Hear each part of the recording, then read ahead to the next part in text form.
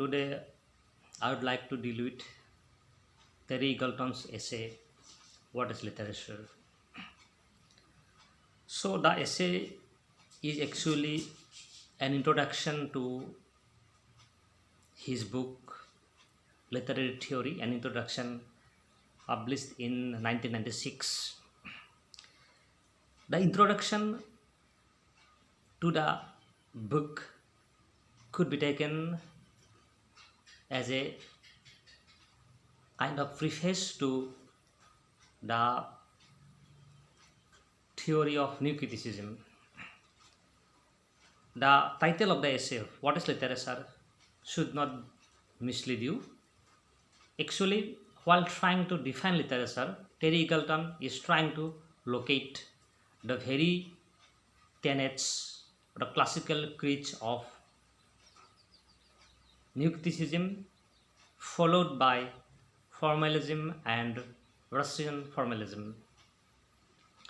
Okay, at the very beginning of the essay, he is trying to define literature with an emphasis on the reader's subjective response. He says that attempts have been made to define literature, and different definitions of literature are mainly based on a scholar or a reader's subjective response to the very notion of what is literature. So, he is trying to give us an exact way to not to define literature but to approach literature from a formalist point of view, or we may say from a Russian formalist point of view. At the same time, he is trying to draw attention to 3 or 4 Russian formalists like Boris Ichenham,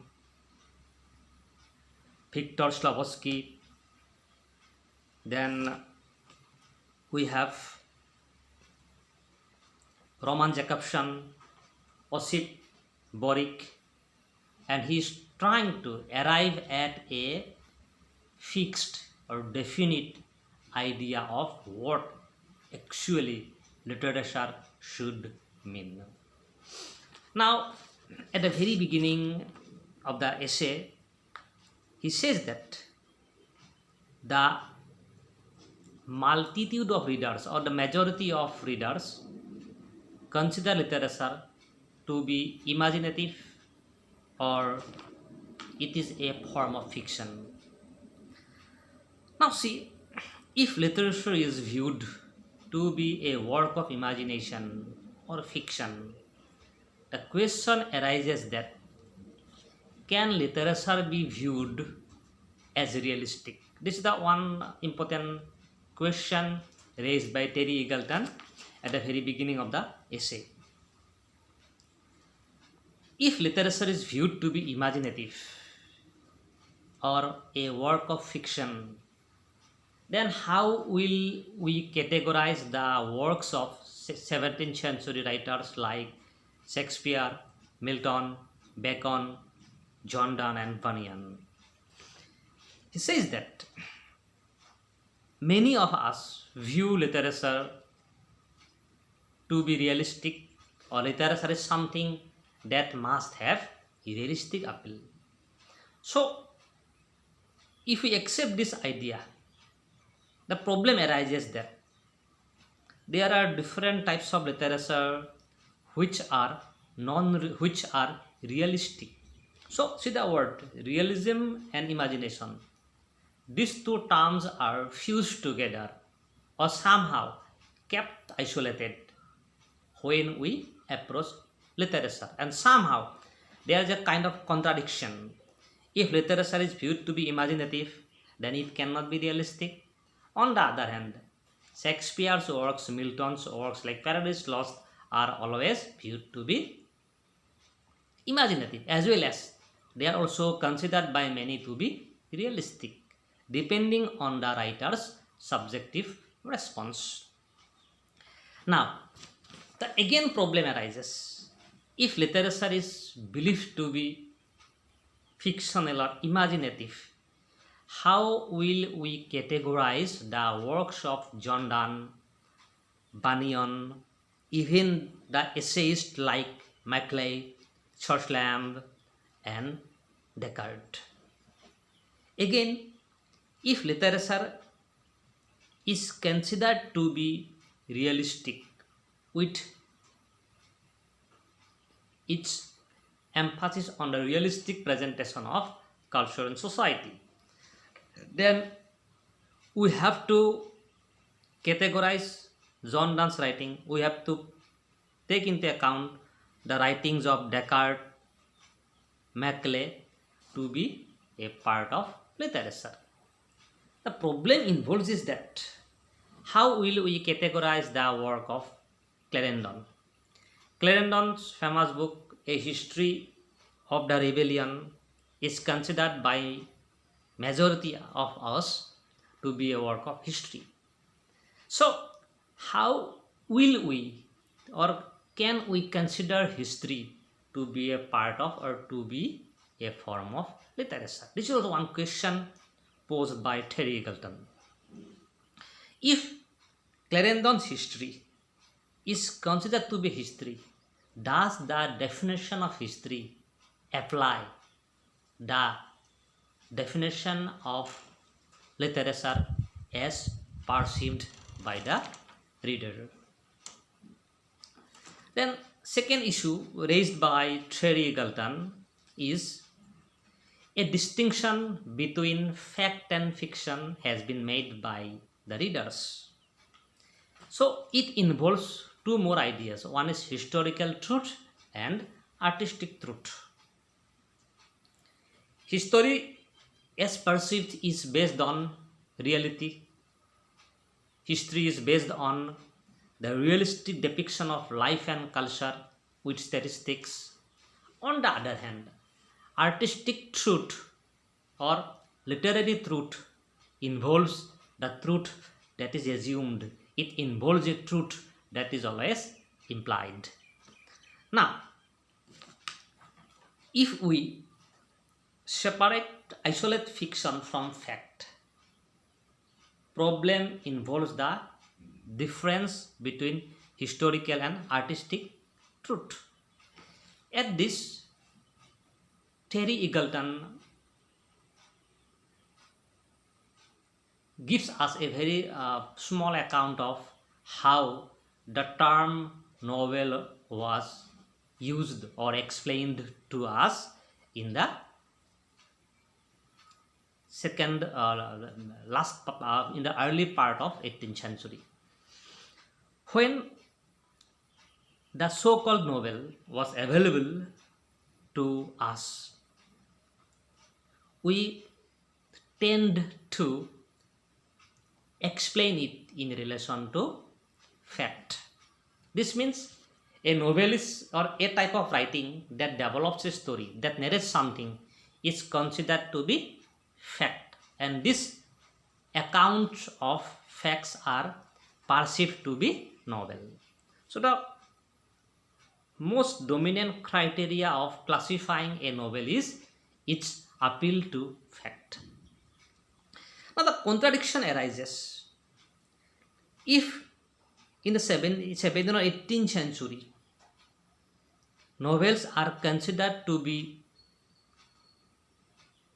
based on facts, then why we are using the term fiction? Fiction and facts, these two are completely contradictory terms. So if we consider a piece of writing to be fiction, then it cannot be called fact. If it is conceived to be fact, it cannot be fiction. So the problem involves here is that there is a kind of contradiction even when we approach the very idea of literature. Then he refers to the Superman comics, Boon novels. So before novel made its literary entry, there were many narratives which are close to novels, or along with novel writing, many narratives were quite dominant, like Superman comics, Boon novels. So interesting point is that Superman comics, Boon novels, they are not conceived to be, or they are not categorized as novel. So on what ground Superman comics and Boon novels are not categorized as novel? Only one simple ground is that they are not realistic. And here again context arises. So in the first definition, we said that literature is conceived to be based on fact. On the other hand, Superman comics, Boon novels, they are not categorized as novel because they do not have realistic appeal. They are fictional somehow. Again, the point is that if literature is considered to be factual or creative, then why can't we apply this definition of literature to history, philosophy, and natural sciences? See the point. History, philosophical books, or text of natural sciences, they are also completely creative. If they are creative, why do not we generally conceive or categorize them as literature? If literature is viewed as creative, then definitely we must categorize history, philosophy as literature. So this is the logical way to define or to categorize various forms of literature. Now, at this, Terry Eagleton comes to a conclusion that these are various contradictory terms, contradictory explanations, contradictory approaches on the part of scholars, readers, to an understanding of literature. So, no final definition has yet come out. And if there is any fixed definition of literature, it is also full of contradictions. Now, how will we solve the problem? How will we find out a solution to an understanding of what actually literature means? So, up to that portion, this is the first part of the essay. Now, in the second part of the essay, Terry Eagleton is trying to give an exact, not the definition, but trying to point out how we should approach literature. First, by drawing attention to the Russian formalist Roman Jakobson, he says that literature is a special kind of writing that represents an organized violence committed on ordinary speech. So, in simple way, how does Roman Jakobson define literature? Literature is a specific, is a special kind of language that represents an organized violence committed on ordinary speech. So when the language we use in the conversation, this cannot form literature. The language, or to make language literary, it must follow certain rules and regulations. So following or adherence to rules and regulations means your language is to be distinguished from day-to-day conversation. So once your language is detached from the set of standards as we follow in day-to-day life, this will be literature. He says, you see, literature is a special kind of language. It is a language, it employs language, but it is a special kind of language that represents an organized violence.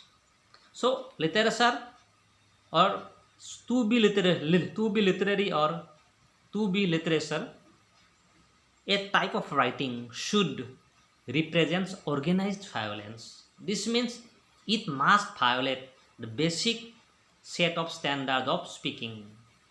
But this violation should be systematic. So violation is on what? Violation is on the common ordinary speech. He says it represents organized violence committed upon ordinary speech. This means when we, under the pressure of literary figures of speech, when we speak something different, when we, while violating the basic set of day-to-day conversation, we follow certain rules and regulations, it will be categorized as literature. So he then talks about certain literary devices. Under the pressure of literary devices, we transform, intensifies ordinary languages. Now, what are the literary devices, or what are, we may say, figures of speech? He does not use the word figures of speech, he uses literary devices. So it must refer to figures of speech. So by using figures of speech, we try to intensify, we condense, we modify our normal conversation. Once it is modified, once it is condensed, this means an ordinary language may be considered to be literature. And this is what Roman Jacobson calls literary.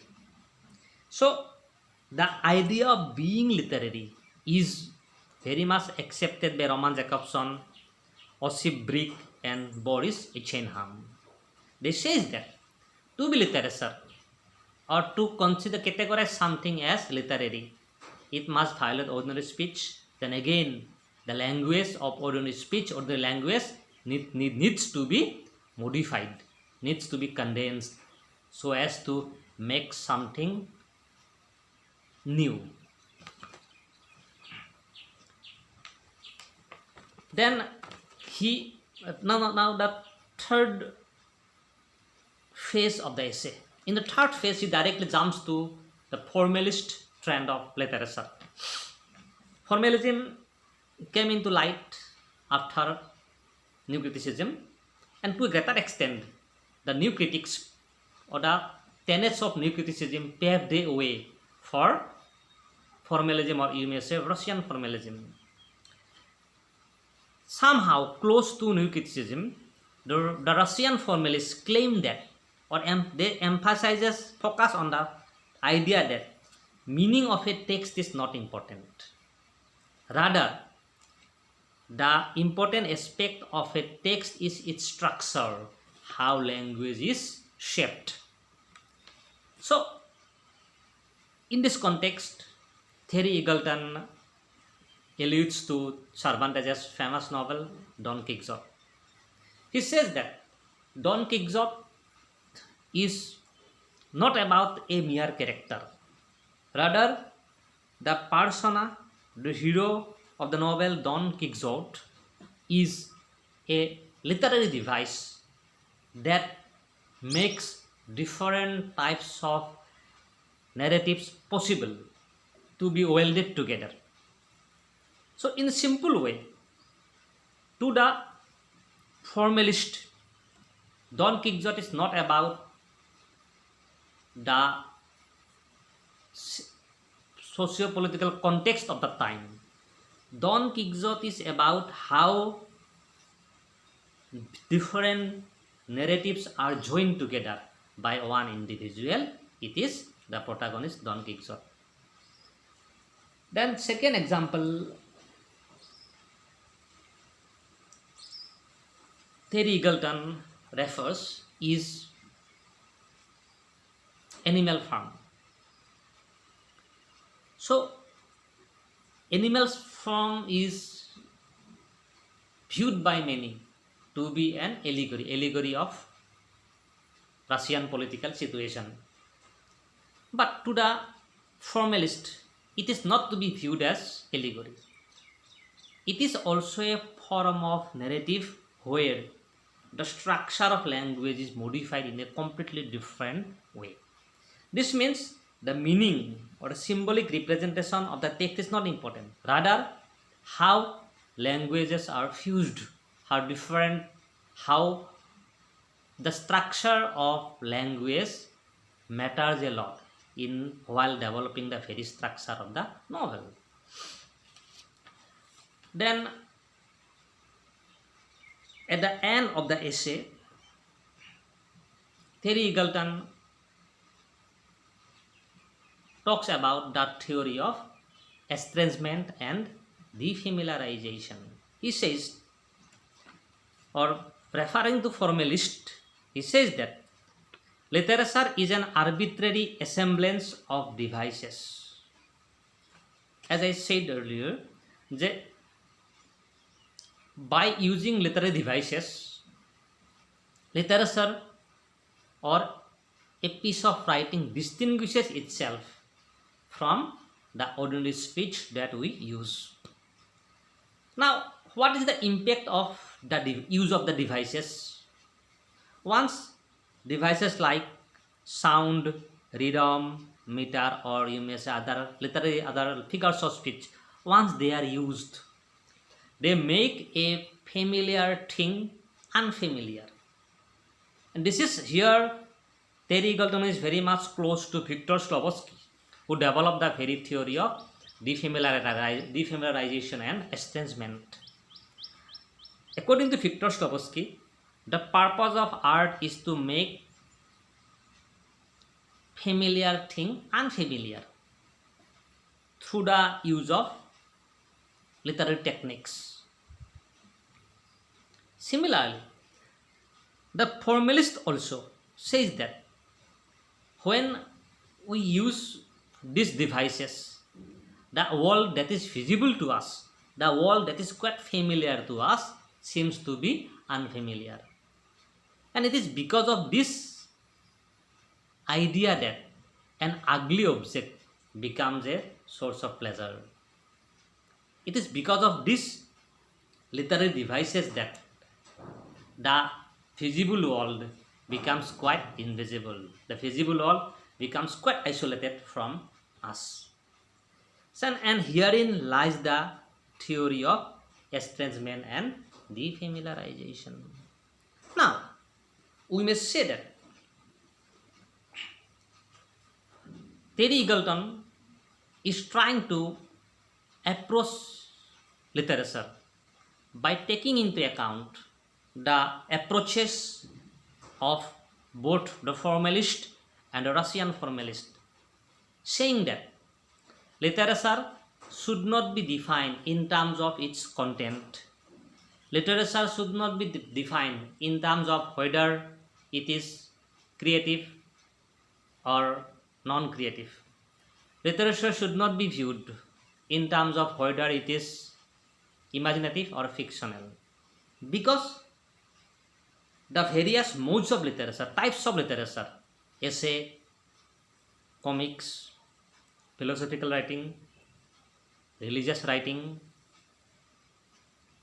historical books, scientific books, novel, essay, poetry, they all employ their distinctive language.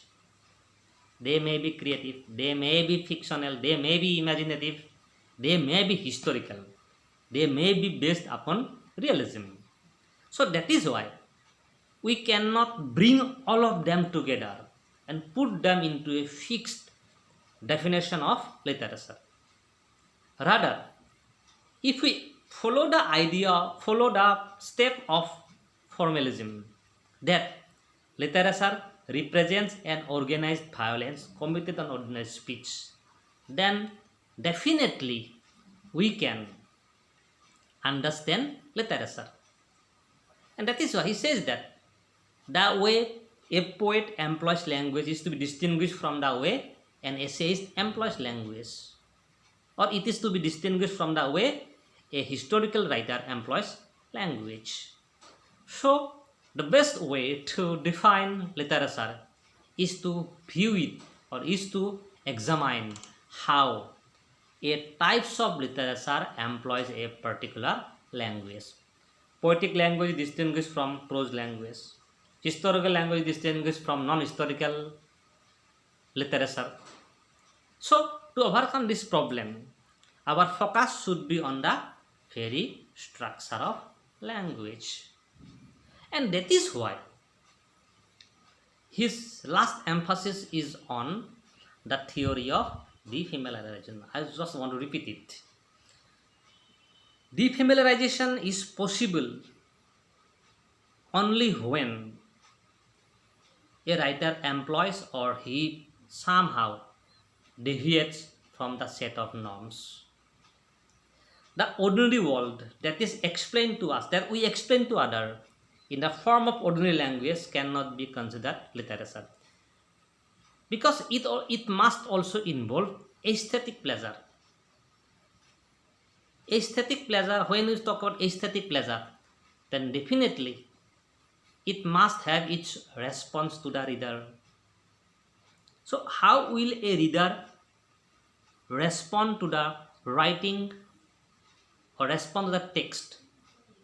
While approaching this, he has some type of set of norms, as these norms make your representation of text distinguished from others.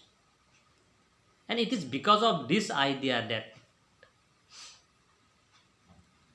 literature is distinguished from ordinary speech.